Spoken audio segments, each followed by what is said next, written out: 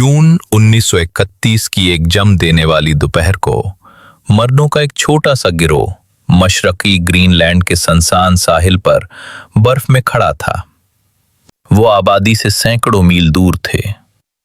मगरिब में ग्रीनलैंड की बर्फानी चादर का वसी और नामालूम सफेद हिस्सा था। मशरक में शुमाली अटलांटिक के तूफानी पानी थे। ये मर्द सिपाही नहीं थे, वो शिकारी और नई जगहों को तलाश करने वाले माहिर थे। वो सख्त जान मर्द थे जिनके चेहरे मौसम की सख्ती सहे हुए थे और हाथ लोमड़ियों की खालें उतारने और बंदूकें चलाने से सख्त हो चुके थे। इस गिरोह का सरबराह एक नॉर्वे का रहने वाला था जिसका नाम हॉलर डोल्ड था। वो एक लकड़ी के डंडे की तरफ बढ़ा जो उन्होंने मच्छरों की खलीज नामी जगह पर अपनी छोटी सी शिकारी झोंपड़ी के पास लगाया था। ठंड से जमी हुई उंगलियों के साथ उसने एक झंडा लहराया। ये डेनमार्क का झंडा नहीं था बल्कि नॉर्वे का नीला झंडा था।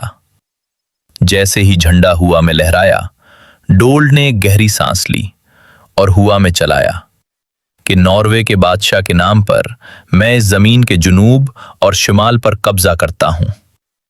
इन अल्फाज के साथ उसने एक बड़े इलाके पर हमला कर दिया था। उसने डेनमार्क की हुकूमत से फ्रांस के बराबर का एक इलाका छीन लिया था। उनके छोटे से रेडियो स्टेशन से एक पैगाम भेजा गया जो समंदर पार ओस्लो शहर तक खबर पहुंचाने लगा। जब यह पैगाम पहुंचा तो वहां खौफ नहीं फैला बल्कि नॉर्वे में जश्न शुरू हो गया। अवाम ने खुशी मनाई। उन्हें लगा कि वो अपना पुराना हक वापस ले रहे हैं। लेकिन कोपनहेगन में, जो डेनमार्क का दारुल हुकूमत है, ये खबर किसी बम की तरह गिरी। डेनमार्क के वजीर आजम थोरवॉल्ड स्टोनिंग एक अनपसंद आदमी थे जो सियासत और बातचीत पर यकीन रखते थे। लेकिन यह जंग का ऐलान था। एक दूसरे मुल्क ने डेनमार्क के इलाके पर कब्जा कर लिया था। अखबारात ने इस खबर को उछाला। ऐसे नक्शे छापे गए जिनमें डेनमार्क से काट कर निकाला गया नया नॉर्वे का इलाका दिखाया गया। दुनिया ने अपनी सांस रोक ली। पुराने वक्तों में ये वो लम्हा होता जब जंगी जहाज रवाना किए जाते और फौजें लड़ने के लिए भेजी जाती। हर किसी को उम्मीद थी कि डेनमार्क अपनी फौज भेजेगा ताकि इस जगह पर गोलाबारी करे और कब्जा करने वालों को गिरफ्तार करे। लेकिन डेनमार्क ने वो किया जिसकी किसी को उम्मीद नहीं थी। उन्होंने कोई फौजी अफसर नहीं भेजा, उन्होंने एक वकील भेजा। उन्होंने तोप नहीं चलाई, उन्होंने एक कानूनी मुकदमा दर्ज कर दिया। ये दुनिया के बर्फानी इलाके की तारीख के सबसे अजीब मुकाबले की कहानी है।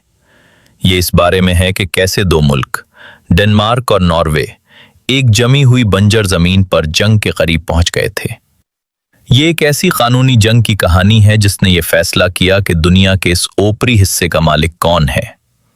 ये तारीख का वो वाहिद मौका है जब एक पूरा मुल्क मैदान जंग में नहीं बल्कि अदालत के कमरे में जीता गया।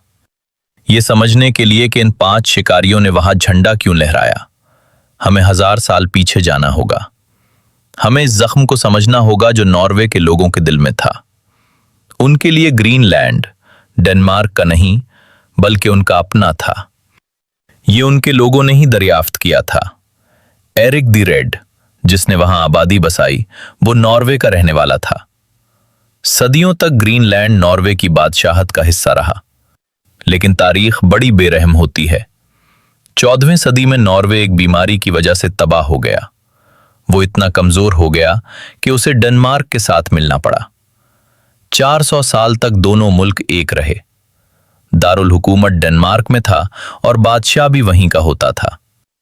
नॉर्वे एक छोटे साथी की तरह रह गया था और उसके सारे इलाके डेनमार्क के कब्जे में चले गए।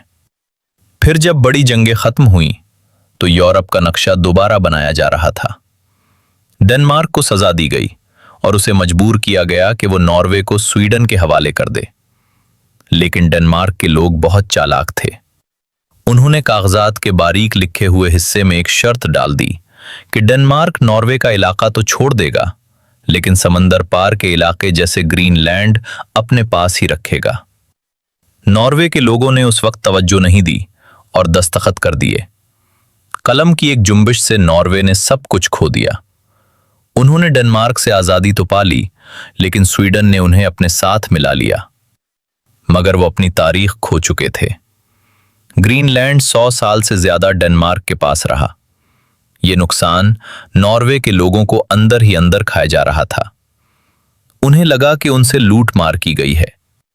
1905 तक नॉर्वे स्वीडन से भी मुकम्मल आजाद हो चुका था और मुल्क में अपने वतन से मोहब्बत की एक नई लहर चल रही थी। नॉर्वे की नई नस्ल ने जब नक्शा देखा तो उन्हें बड़ी नाइंसाफी का एहसास हुआ।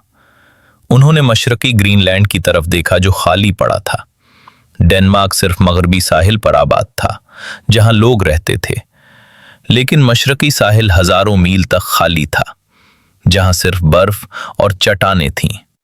वहां डेनमार्क की हुकूमत का कोई निशान नहीं था।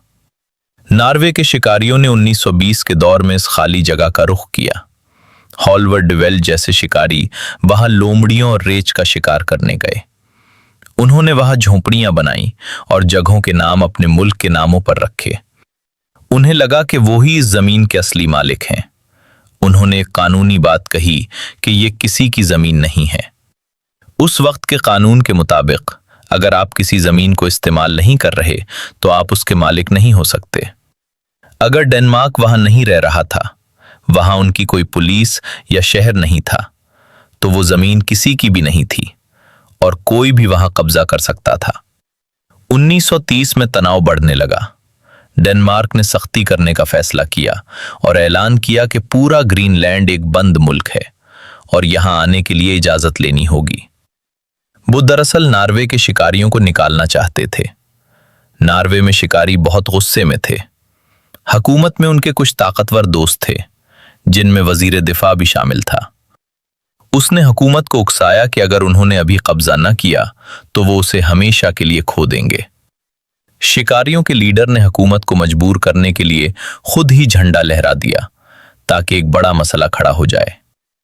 वो जानता था कि जब झंडा लग जाएगा तो हुकूमत को साथ देना ही पड़ेगा। वो सही था।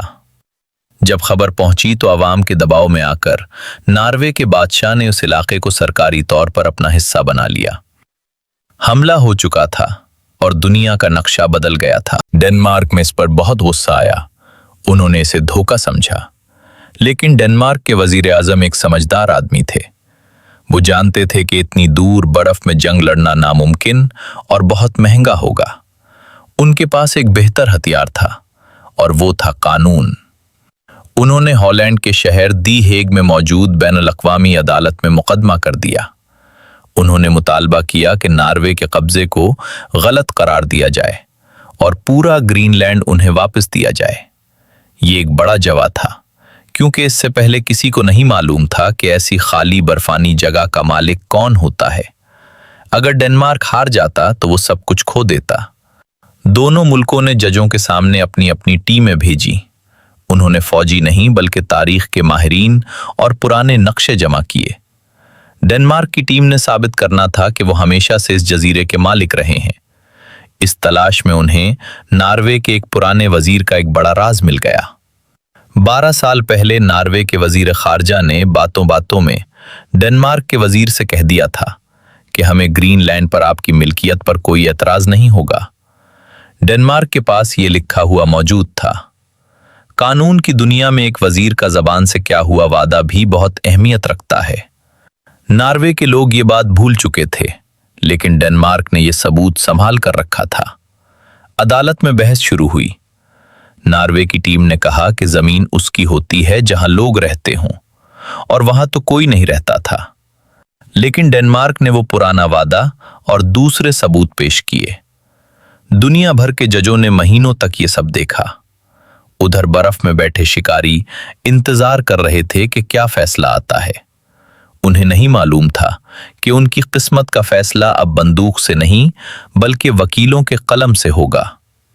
5 अप्रैल 1933 को अदालत ने फैसला सुनाया। जजों ने कहा कि ऐसी बर्फानी जगहों पर मिल्कियत के लिए वहां रहना जरूरी नहीं, बस आपका वहां इंतजाम होना ही काफी है। और सबसे बढ़कर नॉर्वे के वजीर ने पहले ही वादा कर लिया था कि वो एतराज नहीं करेंगे। इसलिए नॉर्वे का कब्जा गलत करार दे दिया गया। डेनमार्क जीत गया और नॉर्वे को वहां से निकलने का हुक्म मिला। कोपनहेगन में खुशियां मनाई गईं, लेकिन नॉर्वे के लिए यह बड़ी शर्मिंदगी की बात थी। मगर एक कमाल की बात यह हुई कि नॉर्वे ने गुस्से के बावजूद अदालत का फैसला मान लिया। उन्होंने अपने शिकारियों को पैगाम भेजा कि झंडा नीचे उतार दो और वापस आ जाओ। उन शिकारियों ने रोते हुए अपना झंडा उतारा और वहां से चले गए। इस एक फैसले ने आज के दौर के नक्शों की बुनियाद रखी। आज भी बड़े मुल्क इसी फैसले की वजह से खाली बर्फानी इलाकों पर अपना हक जताते हैं। डेनमार्क की यह जीत इतनी बड़ी थी कि आज भी पूरा ग्रीनलैंड उन्हीं के पास है। नॉर्वे के इस वजीर ने, जिसने हमले पर जोर दिया था, इस हार का इतना दुख हुआ कि वो बाद में अपने ही मुल्क का गद्दार बन गया और दुश्मनों से जा मिला। इस फैसले ने ग्रीनलैंड के असली रहने वाले लोगों को भी एक रखा, वरना उनके दो टुकड़े हो जाते। आज भी वहां उन शिकारियों की पुरानी झोपड़ी मौजूद है, जो इस पुरानी कोशिश की याद दिलाती है। ये कहानी हमें सिखाती है कि कभी कभी कलम तलवार से ज्यादा ताकतवर होता है और बेहतरीन हथियार बंदूक नहीं, बल्कि एक अच्छा वकील होता है।